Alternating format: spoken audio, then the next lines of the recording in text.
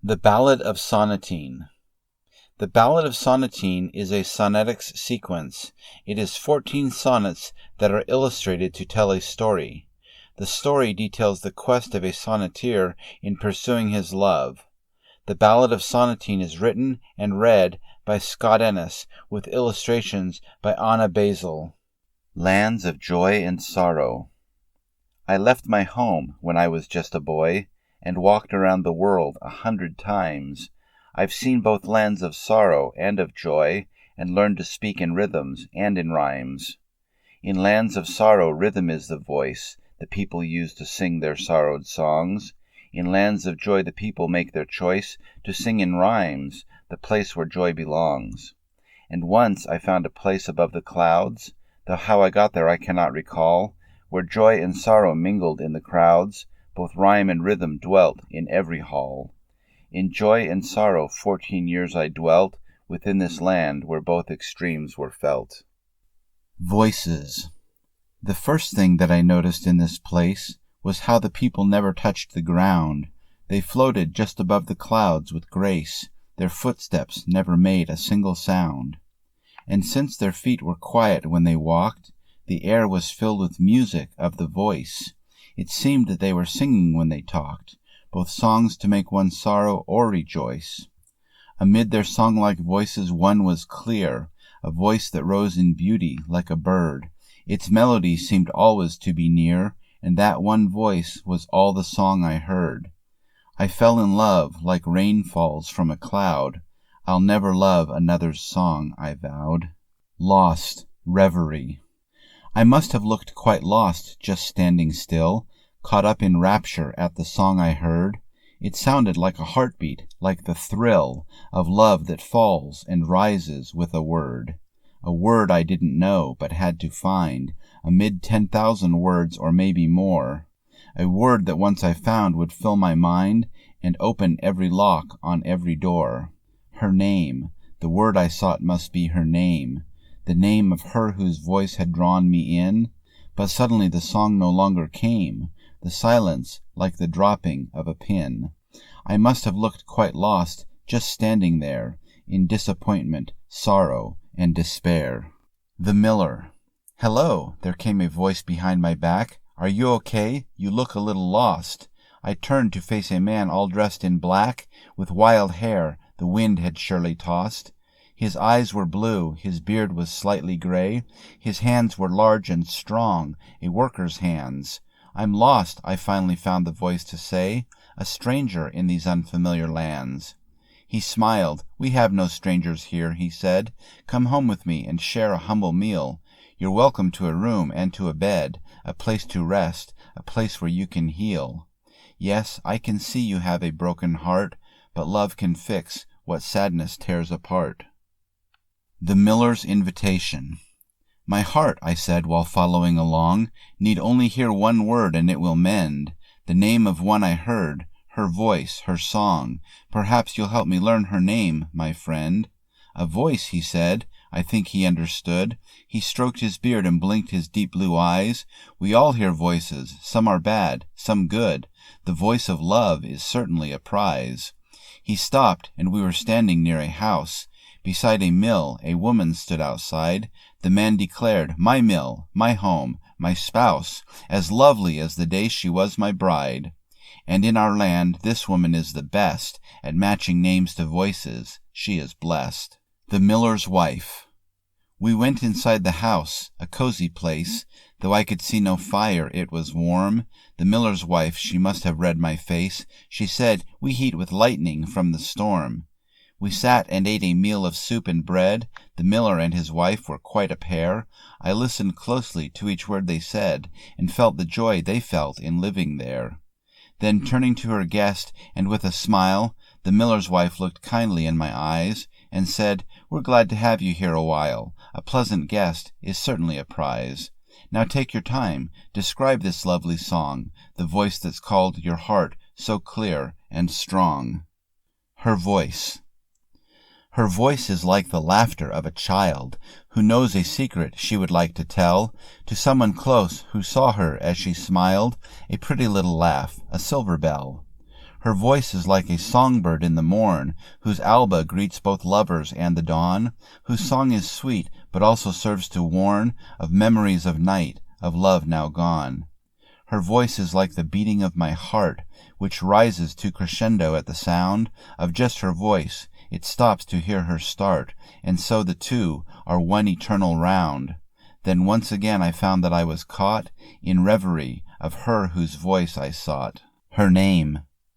The miller's wife looked thoughtful, then she smiled. She said, "I know the voice for which you seek. I've known her voice since she was just a child. I heard her song before she learned to speak. Her voice is like her heart, both soft and strong. She sings for all, but only sings to one soul like hers, who listen to each song and hear in them the rising of the sun. You've heard her song, her voice, you've felt her call. I've heard your passion when you speak of her, and if I'm any judge of men at all, you seem a man of honor, yes, I'm sure. The voice of her whose face you haven't seen belongs to my own daughter, Sonnetine." Good and grand. The miller started laughing, then he stood. He walked to me and shook my trembling hand. The miller kept repeating, "This is good," then changed his tune and said, "No, this is grand." The miller and his wife both seemed quite pleased that I, who'd only shared with them one meal, had by their daughter's voice been stricken, seized. The whole affair for them had grand appeal. But even as I listened to their joy and thanked them for the honor of their trust, I wondered if their daughter would be coy, or somehow if the fates would be unjust. But through my doubts I felt my heart rejoice. I uttered Sonnetine with my own voice. Sonnetine. As if in answer to my feeble sound, there came a song from just outside the door. Then in she came, her feet above the ground, and suddenly I felt I loved her more. I saw her song was more than just her voice. She moved in rhythm, flashed her eyes in rhyme. I felt to love her wasn't just one choice, but something I had done throughout all time. Then, when she met my eyes and said hello, I felt I'd just been born, completely whole. She smiled when I replied to her, "I know," a smile engraved upon my very soul. I bowed to her as if before my queen, and more to me than that was Sonnetine. Joining. "You're here," she said. "I saw you in the crowd. I sang to you, but didn't think you'd hear. My song was soft and low. It wasn't loud. I did my best to sing it strong and clear. My love, if you can hear this song, be true, and follow with your heart. Then wait for me, and I will come along, and love, my love, is where our love will start." Then Sonnetine drew closer still to me.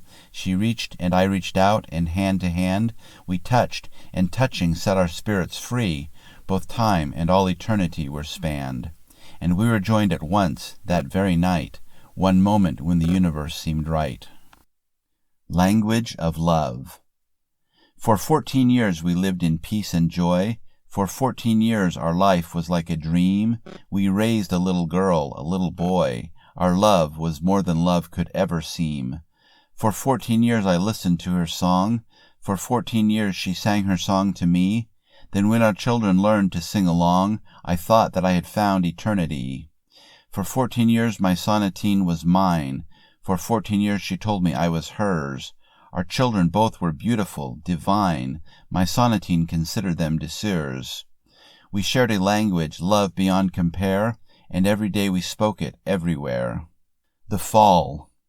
The only constant change swept through this land of joy and sorrow I had found. My fall was not a thing that I had planned, but fall I did, and landed on the ground. Without my son and daughter by my side, I can't be certain what my life might mean. Without my lovely singer, lovely bride, my life is nothing without Sonnetine. Devoid of meaning once again I roam. The world is just a place I move my feet. I've lost the only song that called me home. Am I a fool to hope it might repeat? My Sonnetine no more. The waves of sorrow crash upon my shore. Song seeker. I seek the song of love to calm my heart. I seek the only song I want to hear. The only song of love is more than art. The only art is love that draws her near. The art of love is only in her song. I won't forget her voice, her love, her call. If I should hear it soft, or faint, or strong, I'd rise again from catastrophic fall. And so I seek her song as I walk on. I still remember being in her grace. I know that she is there, and I am gone. I wish that I knew how to find the place where joy and love are heard and seen, the place where I can dwell with Sonnetine. I hear her song, it calls me as I roam. I hear her song, it feels like coming home. She sings to me like songbirds in the rain. One time she sang to me, she sings again. Lost in her land where everyone is kind. Lost where her song is what I hope to find. Lost in the clouds so high above the ground. I once was lost, but now with her I'm found. I feel her near, I feel her living love. Though I am low, I feel her up above. I hope she feels the love I need to share. Hope is the song of faith that brings me there. Love is a gift that's heard and felt and seen. Love is the song I sing for sonnet.